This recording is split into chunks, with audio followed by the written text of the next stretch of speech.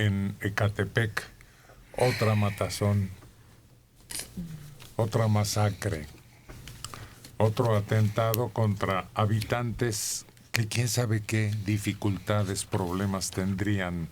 Pero el caso es que llegó un comando, se metió a un domicilio y ahí ejecutó a todos, menos a uno. Un bebé. Se salvó porque es un perro. Bueno. Marcos Hipólito tiene el reporte, perdón por la broma macabra, pero es que es inaudito que ahora, como aquella organización, Asesinos, Sociedad Anónima, a disposición de quienes querían eliminar a sus enemigos. Aquí se salva un perro, pero aquel antiquísimo crimen en donde hasta el perico, no vaya a ser que algo dijera, algo pudiera acusar al asesino, hasta el perico. Aquí el perro se salvó. Así decían los titulares de los diarios, ¿no? Sí.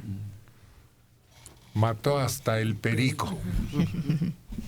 A ver, Marcos Hipólito, en Ecatepec. Sí, Héctor, en Ecatepec nuevamente anoche, como eso de las 10, sucede en la colonia Brisas, en el pueblo de Santo Tomás Chiconautla, calle de las Brisas, entre Nevada y Neblina, una colonia donde las calles están sin pavimentar, muy cerca de límites con el municipio de Tecámac. Entre la autopista México-Pachuca y la carretera libre se ubica esta colonia Brisas del pueblo de Santo Tomás Chiconautla. Una mujer, aproximadamente 20 años de edad, muy joven, y 3 hombres, uno como de 20 años, otro de 25 y el tercero como de 45 años, ejecutados a balazos. Los 4 recibieron balazo en la cabeza. 2 cuerpos quedaron tirados en el interior de una casa, los otros 2 cadáveres quedaron tirados junto a la puerta de entrada, uno sentado, recargado en un muro, el otro tirado junto a una bicicleta, y el único sobreviviente de esa masacre fue un perro de la raza boxer, y estaba pensando que tal vez conocía a los homicidas porque pues no los atacó, porque si los hubiera atacado, matan al perro. Pero ese perrito, boxer, permaneció parado junto a los cadáveres de la mujer y un hombre que quedaron dentro de la casa.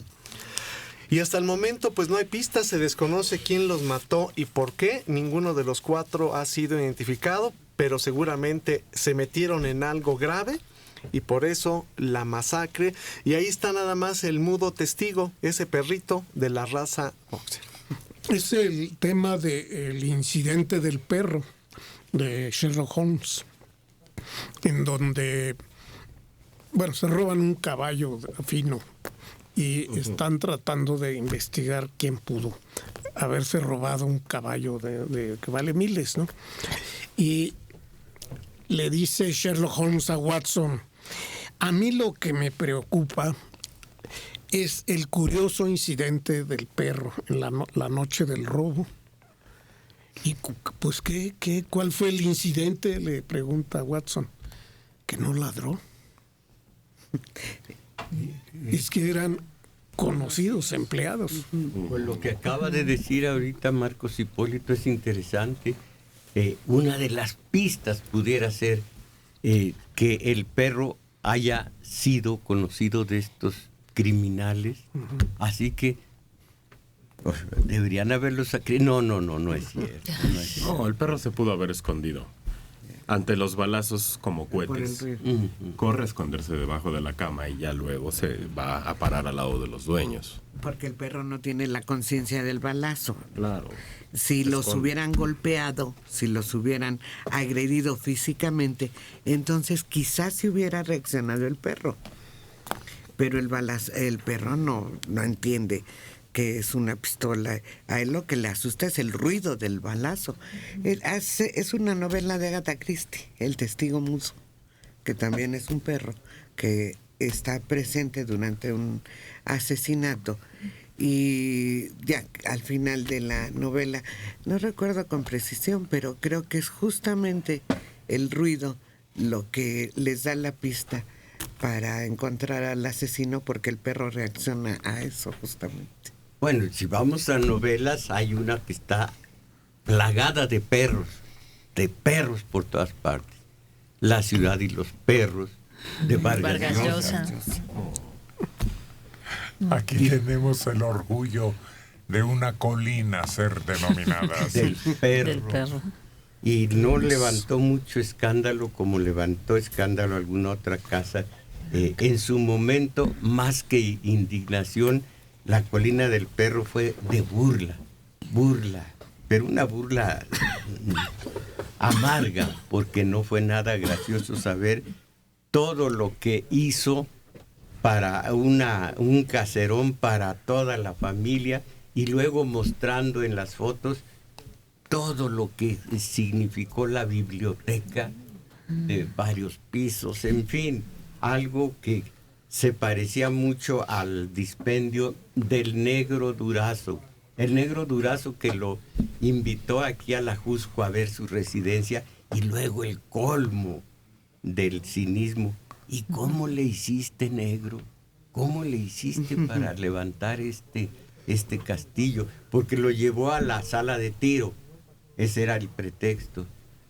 Caramba, ese derroche, esos robos, que por aquel entonces solo que nos daba un poco de risa sarcástica y hasta ahí. Por eso a mí me pareció exagerado cuando empezaron a hablar de la Casa Blanca y de la casa en Ixtapaluca. En la época de López Portillo, la colina del Perro, hace, ¿qué?, 40 años, costó más de 100 millones. En aquella época. En este momento, desde el terreno hasta la construcción, vale 5 veces más. Fácil. 5 veces más. La pura biblioteca seguramente costó lo que actualmente costó la Casa Blanca. Hicieron un escándalo, y si hubieran volteado tantito a la historia, un poquitito, las casas que tenían, y usted seguramente lo recuerda, Mario, Héctor, sobre Paseos del Pedregal, las casas de Gamboa Pascoe, del que se murió de los lentes, de la Fidel CTM, Velázquez. de Fidel Velázquez. La casa de Fidel Velázquez, con vista a Paseos del Pedregal, tenía un acuario que ya quisiera Chapultepec. Y yo tenía una amiga que decía: mi casa, después me mostró fotos, era una residencia, mi casa está junto a un palacete de Leonardo Rodríguez Alcaine, la En güera. Topilejo. No, esa casa de Topilejo, yo pasé por ahí alguna vez. De la carretera a la casa eran fácil 2 kilómetros aproximadamente. Totalmente alumbrado con unos farolitos, todos coquetos y bonitos, y además adornado con cestitos en toda la orilla del camino, de la carretera a la casa. De Rodríguez Alcaine. Bueno, pero lo del negro, tanto en Zihuatanejo como aquí, fue denominado como Partenón. Los partenones de mi compadre. Les ganó. Y yo recuerdo un detalle muy curioso, que fue pasando el tiempo y diluyéndose, pero pasaban los vehículos cerca de la colina y tocaban 5 veces el claxon. ¿Se acuerdan? ¿Sabe para qué sería? Una llamada de atención, un recordatorio maternal. De Ixtapaluca, Juan Díaz Romero, de 72 años. Hablé, pero me colgaron. Mi comentario era de los sacrificios que hacían los aztecas. Vi cuánta violencia hay. Hace unos días observé cómo a un joven lo mataban a balazos. ¿Por qué me cuelgan? ¿Qué mi comentario no es importante? Pues sí, pero ¿qué interés tiene el salvajismo desde antes de la conquista, usual, por cierto, en todos los pueblos de la antigüedad? ¿Quién nos ha dado cuenta que estamos viviendo un momento,